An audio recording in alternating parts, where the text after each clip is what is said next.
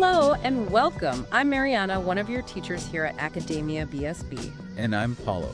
It's great to be with you today, July 6th, 2025. We're especially talking to you, Miraili and Sophia. We know you're aiming high top universities in Brazil, maybe even the Ivy League, so this session is really tailored for you. That's right. We're going to unpack the class notes from your latest English Conversations course lesson. And remember, here at Academia BSB, it's more than just grammar rules. We're building that cultural fluency, sharpening your critical thinking. Helping you nail that B1 level on the CEFRL scale, so you can understand main points, write connected text, talk about your experiences, all that good stuff. Exactly. And today's theme, we cooked up a fun one. Herstory's had a moment.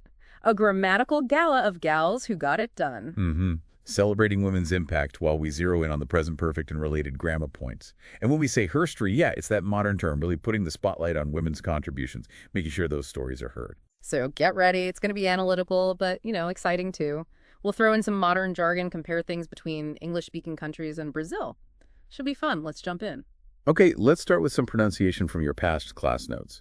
The focus was on pairs like real and rare and host and home. Right. Real versus rare. That R sound can be tricky. Real has that clearer E sound than the L, R-E-A-L. Yeah, like feel or seal. Yeah. But rare. That's got more of an air sound, hasn't it? R-A-R-E, like care or dare. Exactly. It's more open. And the American R can sometimes feel like a little growl at the back of your throat. Rare. Good description. And then host versus home. Both have that long O sound, right? H-O-S-T, H-O-M-E? Yeah, the O is similar, but the ending is totally different. Host finishes with that sharp ist sound. Your tongue taps right behind your teeth. Host. Whereas home ends with the lips closing for the It's all about that final mouth position. Subtle, but it makes a difference. Definitely. Getting those right really helps with clarity. All right, let's switch over to some vocabulary from the current class. We looked at some pairs that often cause confusion. Oh, yeah. Like affect with an A versus affect with an E. Always a classic mix-up. It is. So remember, affect with the A is usually the verb, the action.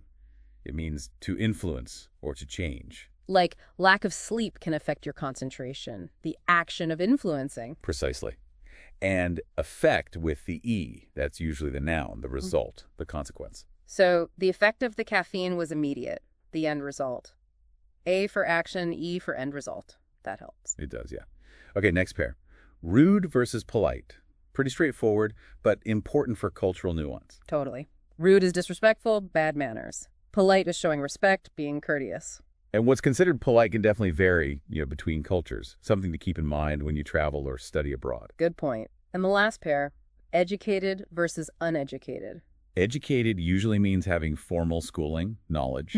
Uneducated means lacking that formal schooling. But I always think, being truly educated isn't just about degrees. It's also about how you interact with people, your empathy, your behavior.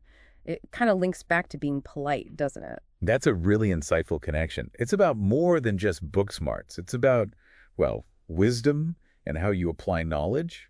Commercial break 1. And we're back. Before the break, we sharpened some pronunciation differentiating sounds like in real versus rare and host versus home, and clarified key vocabulary pairs like affect, and rude, polite. Really laying down some solid groundwork. Definitely. Now let's keep those vocal cords warmed up with a tongue twister using some of those words. Your turn. Okay, how about this? Polite people perfectly practice perfect present. Try saying that quickly. Ooh, that's a good one. Hits the P sounds and reminds us of grammar. All right, my turn. Rude rulers rarely ride real roads. Lots of R sounds in there. Nice. Okay, let's tackle some idioms from your list. These really make your English sound natural. Absolutely. Let's start with at the end of the day. Ah, yes. Not literally when the sun goes down, right? No. It's for summarizing the main point, the bottom line. Like, we discuss many options, but at the end of the day, we need more funding. Got it. Okay, how about take it with a grain of salt? Means don't necessarily believe something completely, right? Be a bit skeptical. Exactly. If someone makes a huge claim without proof, you'd say, I'll take that with a grain of salt. Super important in science and research. Definitely. What about better safe than sorry? Oh, that's pure practicality. Take precautions now to avoid problems later. Like double-checking your experiment setup. Better safe than sorry if something goes wrong. Or like when I travel, always having backup copies of documents. Smart. another good one. Don't put all your eggs in one basket. Diversify. Don't rely on just one thing. Good advice for university applications, study techniques, life, really. So true. And I can't get the hang of it. That just means you're struggling to learn or understand how to do something. Like, I just can't get the hang of this new software. Yeah, we've all been there, no matter what. That means regardless of any obstacles or circumstances, I'll finish this report no matter what. Shows determination. Okay, back to square one. Oof. Means you have to start all over again because the previous attempt failed. Hopefully you don't hear that too often in your studies. Don't let pride sink this ship. Good one. Don't let arrogance or stubbornness cause failure. Teamwork often requires humility. Absolutely, to add fuel to the fire. Making a bad situation even worse, like arguing when someone's already upset. Right, to play hardball. Means to be tough and uncompromising in negotiations or arguments, sometimes necessary, sometimes not. I'm against it. Pretty direct. Simply stating opposition. They proposed a new policy, but I'm against it. To pick a fight. To deliberately start an argument or confrontation, usually not productive, usually not. And finally, to go around in circles. The feeling of making no progress in a discussion or task, just repeating the same points. Exactly. These idioms add so much nuance. Practice using them. Commercial break 2. Welcome back. We just went through a whole bunch of useful idioms from at the end of the day to going around in circles.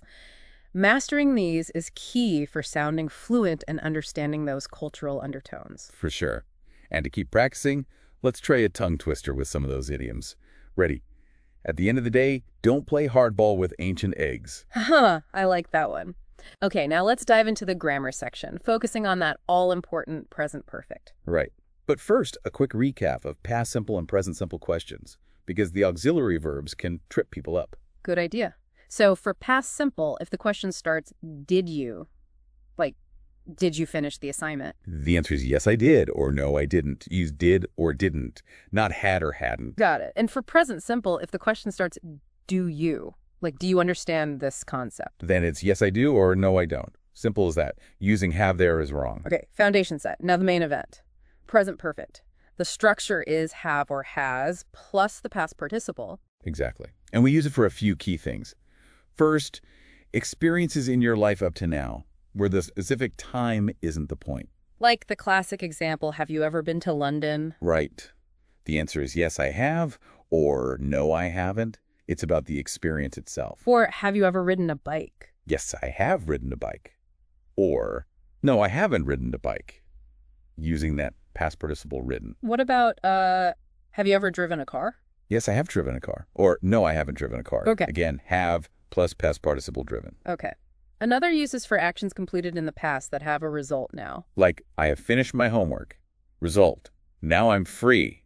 Or, she has lost her keys. Result, she can't get in. Makes sense. And actions that started in the past and are still continuing. Yes, like I have lived in Brasilia for 10 years. Means I started 10 years ago, and I still live here now. Contrasted with past simple, I lived in Brasilia for 10 years, which implies I don't live there anymore. Precisely. That distinction between present perfect, connection to now, and past simple, finished past event is crucial. A common mistake for learners is using past simple when present perfect is needed, especially for life experiences. So asking, did you ever eat sushi? Sounds a bit odd. It should be, have you ever eaten sushi? Exactly. Focusing on that lifetime experience. Yeah. Practice identifying why you're using the tense experience, present result, continuing action, and it'll click. Let's reinforce that with another example. Have you told a lie to your brother? Ooh, tricky one. If yes, yes, I have told a lie to my brother. The experience exists. If no, no, I haven't told a lie to my brother. It's subtle but powerful for expressing experiences and connecting past actions to the present moment. Crucial for sharing your background or discussing developments in medicine, for instance. Commercial break 3. And we are back. Before that break, we did a focused look at the present perfect, contrasting it with past simple and present simple, and nailing down those common question-answer patterns. Really fundamental stuff. Absolutely. Let's try one last tongue twister to tie some grammar and pronunciation together. Cleopatra's clever crown constantly caused conflict. Gets those C sounds going. Nice one. Okay, moving on to a different skill, writing. Specifically, the essay exercise you had. Right, the one on the dual role of learner and global citizen. The whole point of this exercise was reflection, thinking about how being a student connects with being part of the wider world. Super important for aspiring doctors, right? Your learning isn't just for you, it impacts others. Exactly. Now let's imagine a hypothetical first draft.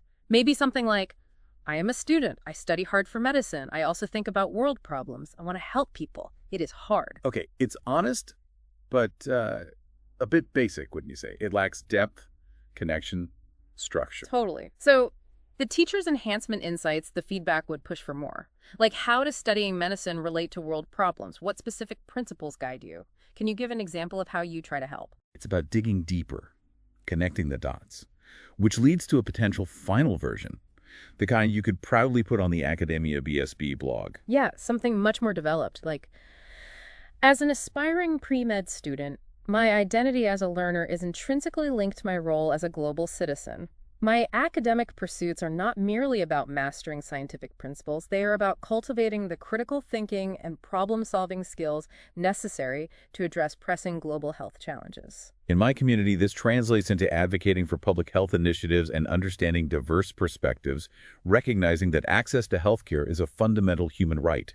These dimensions are in harmonious interplay, guided by principles of empathy and evidence-based decision-making. Ensuring my education serves not only personal advancement, but also collective well-being. See the difference. Clear argument, sophisticated language, real insight. That's the goal. That writing process, drafting, getting feedback, revising, is crucial for developing that kind of critical thinking. Okay, let's quickly touch on listening and watching. Your notes have sections 8 and 9 on these. Right. Section 8, listening and comprehension, involves specific audio tasks. The key takeaway here is the importance of listening to real, up-to-date, native English speakers. Textbooks are fine, but they don't capture the speed, the accents, the slang. Exactly. When I travel, I hear so many different Englishes. You need exposure to that variety to truly reach fluency and understand people in real-life situations, whether it's patients, colleagues, or lecturers. And Section 9, watching and understanding, reinforces that. Watching movies, news, series in English, it's not just entertainment. It's immersion. You absorb language, culture, context almost passively. For you too, maybe documentaries on medical breakthroughs or dramas about historical female scientists. Find things you enjoy. Great suggestions. Now, before we wrap up, a quick word on your overall progress, Marielle and Sophia. Yeah, you're both doing fantastically well. We see you developing those D1 skills, grappling with the complexities, and your dedication as pre-med students really shows. It really does. But, friendly reminder, Academia BSB does have a methodology. Here it comes. And, well, doing your homework is kind of, essential. Think of it like this. Even the most experienced surgeon needs to review the patient's chart before operating, right?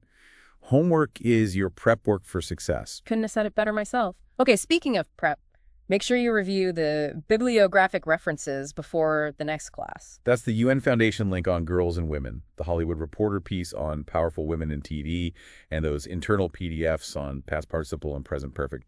Really good stuff to consolidate today's themes. And looking ahead, our upcoming linguistic scope will cover things like by bus, by car, on foot, different means of transportation. Travel talk. So, question for you.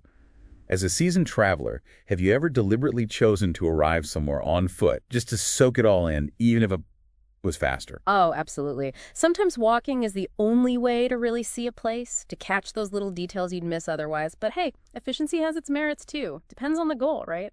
As we draw near the end, let's reflect on our theme.